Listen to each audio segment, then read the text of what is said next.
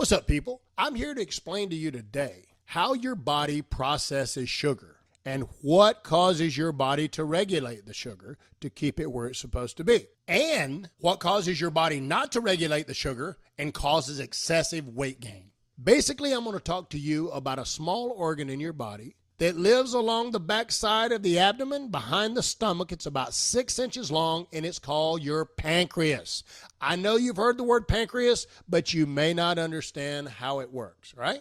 It has a huge responsibility, and its main function is to control and regulate your blood sugar. You hear about people who have high blood sugar, which is basically called diabetes. And you hear about people with low blood sugar, which is hypoglycemia. But you don't hear anything about people that have stable blood sugar. You know why? Because there's nothing to talk about. And my goal is to make sure that regarding your blood sugar, there is nothing to talk about. So your pancreas is kind of like a thermostat. A thermostat regulates the temperature in the room. And if the temperature gets too high, it's uncomfortable. And if your temperature gets too low in the room, it's uncomfortable. So it's the same with your body. If your blood sugar gets too high, you feel really, really bad and you get sick, right? You can actually die. If your blood sugar gets too low, you can get really, really sick also. Basically, what we want to talk about is how do you regulate your blood sugar and how does sugar impact your body? Simply put, all carbohydrates that you ingest eventually convert to sugar. Then they're transported to the muscle and they're utilized as energy. There are two types of carbohydrates. Simple carbohydrates, which is table sugar, candy, cakes, pies, alcohol, and there are complex carbs, quinoa, yams, or oatmeal. Simple carbs mean that they have a simple bonded sugar chain, which your body breaks down fast and absorbs fast. And there is a complex carb that has a complex sugar chain, and your body has to work harder to break it down.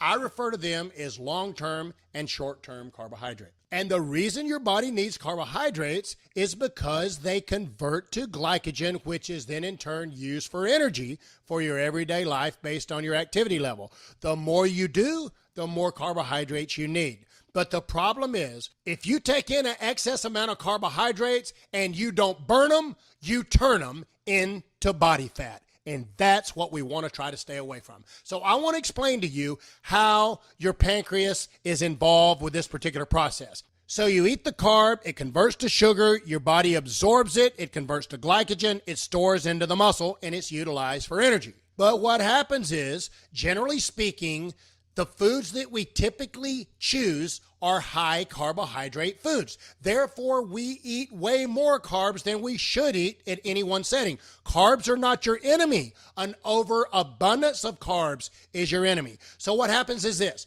Once your body utilizes the carbs that it has in the bloodstream and makes use of those carbs, meaning your body is satisfied, you've taken in an adequate amount of carbohydrates that is necessary for the energy output of your body. Then it's got to do something with the extra carbohydrates that's left in your body because your blood sugar continues to rise. So at this point, you have two options. You can go and exercise vigorously, which will lower your blood sugar level and get it back to where it needs to be. Therefore, you need to burn off all of the excess carbs that you've eaten. I don't know if you ate 1, 2, or 5 bowls of spaghetti, but whatever it takes is what you got to do. Either way, it definitely requires work. And I don't know about you, but after I eat a big, nice meal, I don't want to go run 10 miles.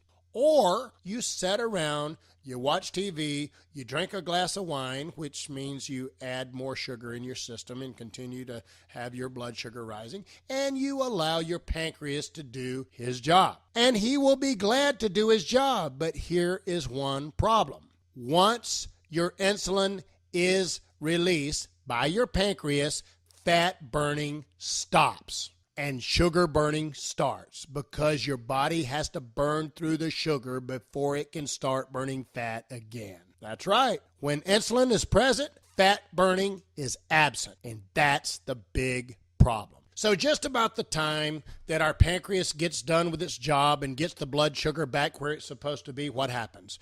We go and eat another high carbohydrate meal and another and another. So basically, we are never, at a stable blood sugar level at all, and we continue to cause our pancreas to work over and over and over, and eventually the pancreas gets senile. It forgets how much insulin to release, and it starts adding more insulin than it needs, or it stops producing as much as it needs. Either way, it becomes inefficient. Once it's inefficient, we become a diabetic. We have to take an external insulin source, or we become hypoglycemic, right? Either way, it's all bad. And remember, when insulin starts, fat burning stops, because your body has to burn through the sugar before it can ever burn fat again. So what happens? We get fatter and fatter and fatter. And it's a very simple solution, guys. Eat your 6 meals a day, balance it with protein, fats, carbs. Try to eat more long-term carbohydrates than short-term carbohydrates so that you don't have a spike in blood sugar. Make a habit out of eating healthy. Make a habit out of balancing your meals. Don't stay away from carbs, but eat them properly and eat them balanced. Now, I know you don't like hearing that, but it is what it is. And I guarantee you, if you try it and you do it on a consistent basis, your life will change, because you just heard it from the Todd.